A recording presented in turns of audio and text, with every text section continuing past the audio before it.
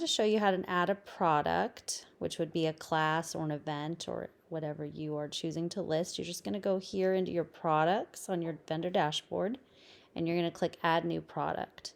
Now you're going to have a lot of options in here, but you don't have to fill in every field. In fact, you only have to fill in the name of your product.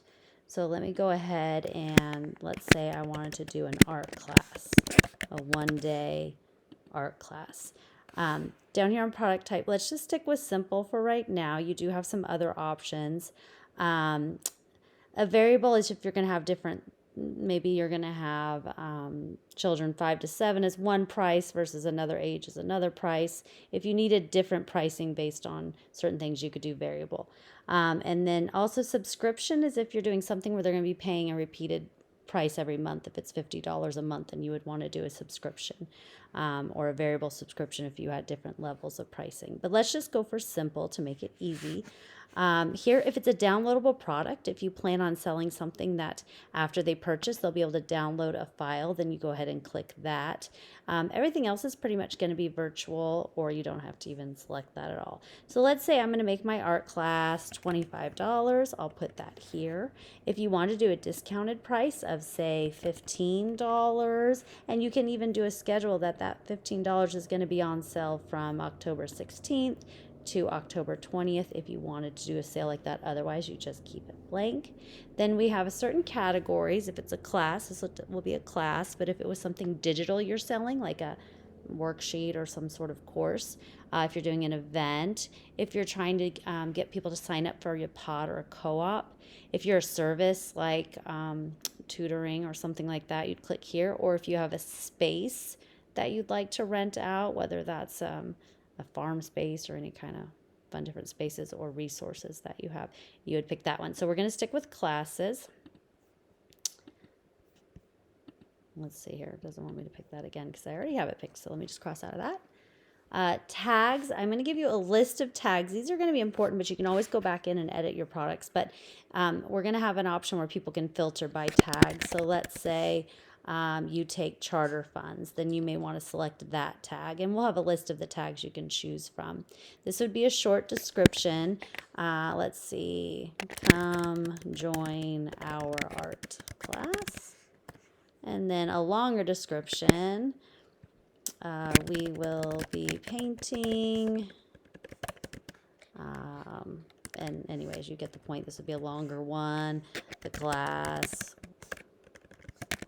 will be held on October 15th from 12 to 3. Bring a smock, whatever details you kind of need to do. Details will be emailed after purchase.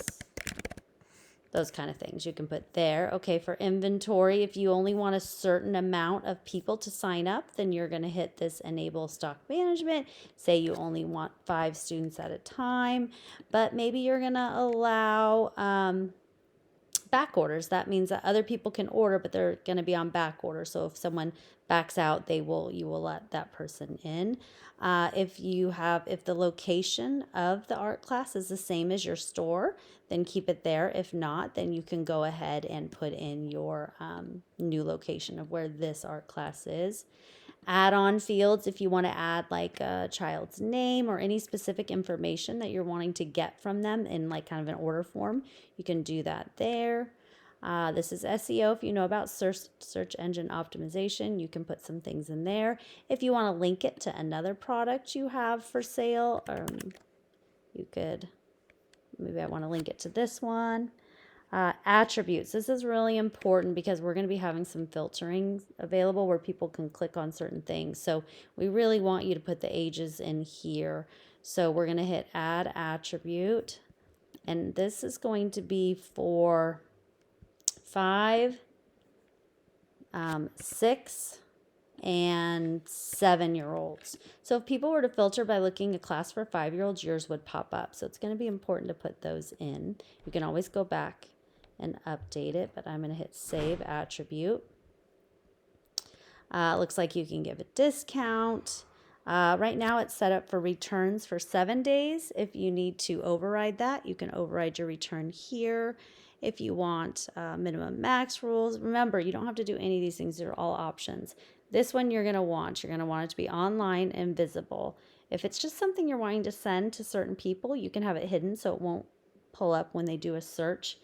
And of course, you're going to want that online or a draft if you're just working on it, and that won't be published. You can just continue to work on it. This is a note that the customers will get in their order email if you want to do something specific. And this allows people to put a product review on your product so people can see how much people are liking that. And then down here, once it's saved, you can always come back here and advertise the product. It'll give you a price for, say, 10 days. That will allow your product to go to the top of the search feed when people search for yours. And some other options, I think you can get a featured also post on the front page. But you can look into that after you save the product. I'm going to hit save. Oh, sorry. Also, well, it's going to save right now, but I forgot to add an image. That's also important. Again, it'll go without the image, but if you click here, this is where you can put a featured image, and that's going to help you to get people to be able to view your product. So let's click here and view what it looks like. Of course, it's not going to have the image, so add an image, but let's see. Here's our art class for $25. Come join our art class. It takes charter funds. And I'm in my account right now, so you won't see where you can buy it. But if you were logged out, a customer would be able to click buy now. And then here's some more information down below. But that's how you add a product.